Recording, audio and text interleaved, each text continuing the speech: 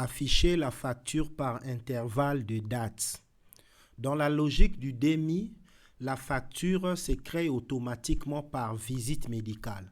Ainsi, ici sur la facturation, chaque ligne représente une visite médicale pour laquelle le logiciel a créé une facture automatiquement. Prenons par exemple la visite du 24 novembre 2023 à 23 h pour ces patients ici. Nous cliquons sur facture. Il va nous afficher tous les actes facturés dans cette visite médicale qui a généré évidemment une facture. C'est automatique comme ça.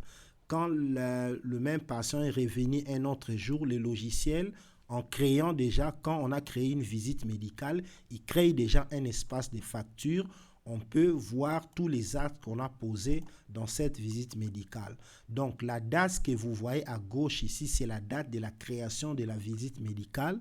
Aussi, c'est la date de la création de la facture, même si la facture est vide. Nous prenons par exemple le cas de cette hospitalisation. Il s'agit de la facture du 24 novembre 2023. Entrons à l'intérieur. Nous remarquons que tous les actes qui sont là ne sont pas nécessairement les actes du 24 novembre. Bien sûr, on a commencé par le 24 novembre, mais puisque le patient était hospitalisé, cette visite médicale a continué le 25 novembre, le 26, le 27. Ce qui fait que dans une même facture, il peut y avoir plusieurs actes facturés dans des dates différentes. C'est ça la logique principale. Mais pour une besoin ou pour une autre, on peut avoir besoin d'afficher une facture selon un intervalle de date. Supposons que pour ces patients, nous voulons avoir les factures du 24 novembre au 26 novembre. Donc, avec la logique du DEMI directement dans le bouton afficher facture, ce n'est pas possible parce qu'il prendra automatiquement toutes les dates qui sont dans cette facture. Pour résoudre ces problèmes, nous avons un autre bouton en bas ici, facture par intervalle de dates. Nous avons bien sûr sélectionné d'abord le patient, facture par intervalle de dates. Je clique ici, je tape du 24 novembre 2023 au 26 novembre. Au 26 novembre 2023. Je peux afficher ça en dollars.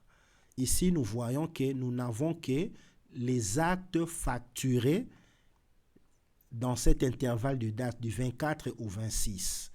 Même si la facture en totalité est allée jusqu'au 29 novembre, mais ici, nous avons besoin d'un suivi particulier de cette date.